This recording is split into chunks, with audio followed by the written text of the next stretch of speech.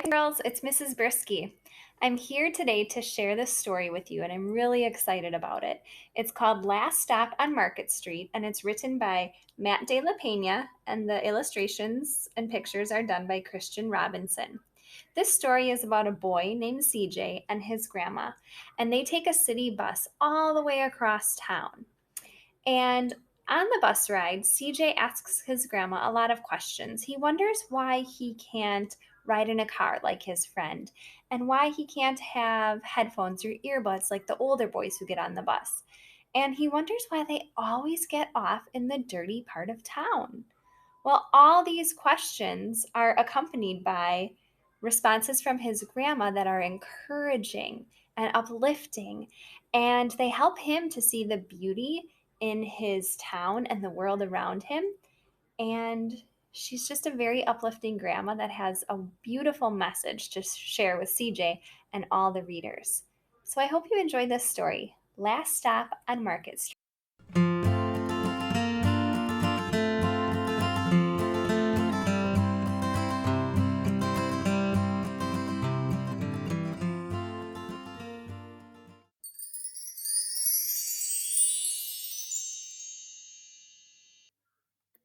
CJ pushed through the church doors, skipped down the steps. The outside air smelled like freedom, but it also smelled like rain, which freckled CJ's shirt and dripped down his nose. He ducked under his Nana's umbrella, saying, "How come we gotta wait for the bus and all this wet?" "Trees get thirsty too," his Nana told him. "Don't you see that big one drinking through a straw?" CJ looked for a long time, but he never saw a straw. From the bus stop, he watched water pool on flower petals, watched rain patter against the windshield of a nearby car. His friend Colby climbed in, gave CJ a wave, and drove off with his dad. "Nana, how come we don't got a car?" "Boy, what do we need a car for? We got a bus that breathes fire and old Mr. Dennis who always has a trick for you." The bus creaked to a stop in front of them. It sighed and it sagged, and the doors swung open. "What's that I see?" Mr. Dennis asked. He pulled a coin from behind CJ's ear, placed it in his palm. Nana laughed her deep laugh and pushed CJ along. They sat right up front. The man across the way was tuning a guitar. An old woman with curlers had butterflies in a jar. Nana gave everyone a great big smile and a "good afternoon." She made sure CJ did the same. The bus lurched forward and stopped, lurched forward and stopped. Nana hummed as she knit. "Ah, how come we always gotta go here after church?" CJ said. "Miguel and Kobe never have to go nowhere." "Aw, I feel sorry for those boys," she told him. "They'll never get a chance to meet Bobo or the sunglass man. And I hear Trixie got herself a brand new hat." CJ stared out the window, feeling sorry for himself. He watched cars zip by on either side, watched a group of boys hop curbs on bikes. A man climbed aboard with his spotted dog. CJ gave up his seat. "How come that man can't see?" "Boy, what do you know about seeing?" Nana told him. "Some people watch the world with their ears." "That's a fact. Their noses, too," the man said, sniffing at the air. "That's a mighty fine perfume you're wearing today, ma'am." Nana squeezed the man's hand and laughed her deep laugh.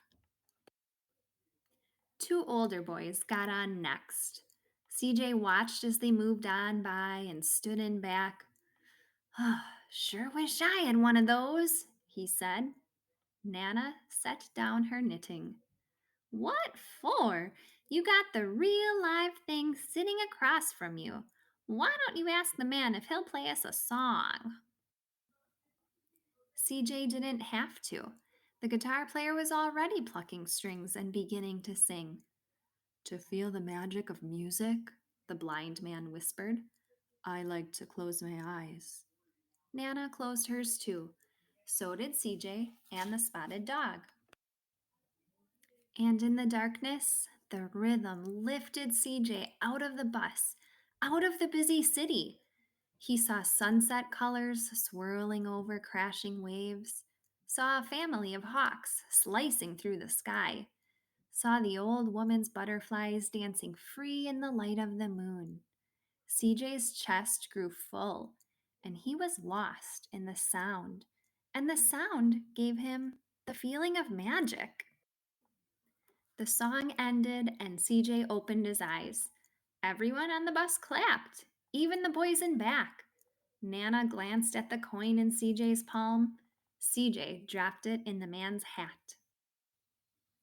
Last stop on Market Street, Mr. Dennis called. CJ looked around as he stepped off the bus. Crumbling sidewalks and broken down doors, graffiti tagged windows and boarded up stores. He reached for his Nana's hand. How come it's always so dirty over here? She smiled and pointed to the sky. Sometimes, when you're surrounded by dirt, CJ, you're a better witness for what's beautiful. CJ saw the perfect rainbow arcing over their soup kitchen. He wondered how his Nana always found beautiful where he never even thought to look. He looked all around them again, at the bus rounding the corner out of sight, and the broken street lamps still lit up bright, and the stray cat shadows moving across the wall. When he spotted their familiar faces in the window, he said, I'm glad we came.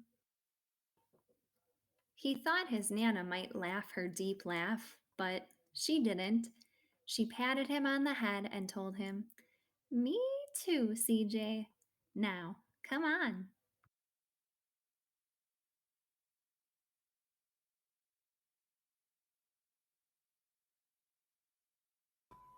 I just love that story and the message the author shares with us. And the pictures are just beautiful too. Let's take a look at this page again. Do you see CJ and his grandma right up here? They're wearing hats and serving soup. So, did you notice when they went to the soup kitchen? They went to volunteer, they went to serve others. So, Grandma is teaching CJ lots of lessons about being a helpful person in this world. Think about what you and CJ have in common and think about what might be different in your lives. I hope you enjoyed this book.